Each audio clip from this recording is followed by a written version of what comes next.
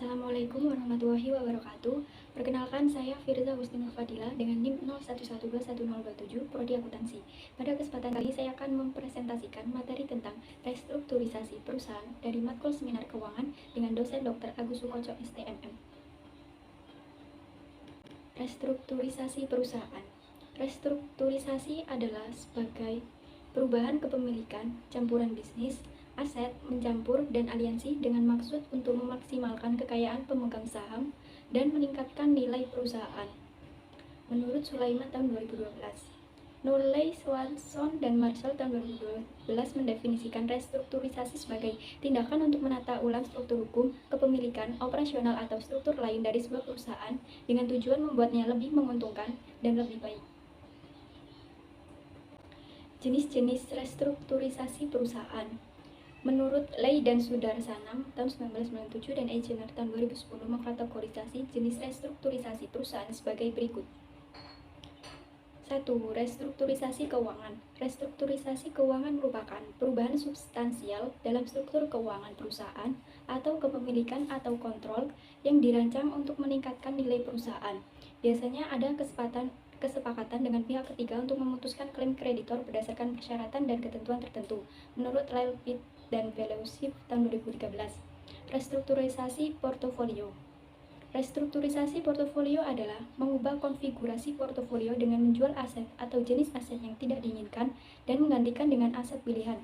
Menurut Maria Angel dan Javier tahun 2015. Ketiga, restrukturisasi operasional. Restrukturisasi operasional adalah identifikasi penyebab penurunan performance operasional dan pengembangan strategi untuk mencapai perbaikan.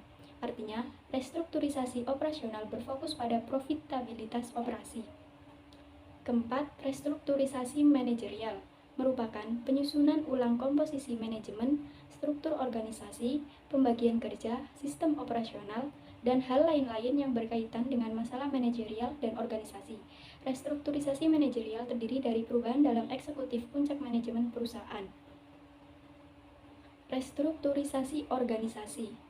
Menurut Sadermayanti tahun 2000 mengemukakan bahwa upaya restrukturisasi dalam suatu organisasi dapat dilakukan melalui upaya manajemen dengan cara melakukan penataan ulang atau rekayasa ulang atau re-engineering sehingga perusahaan dapat melakukan adaptasi terhadap pengaruh perubahan lingkungannya sehingga perusahaan akan tetap bertahan hidup.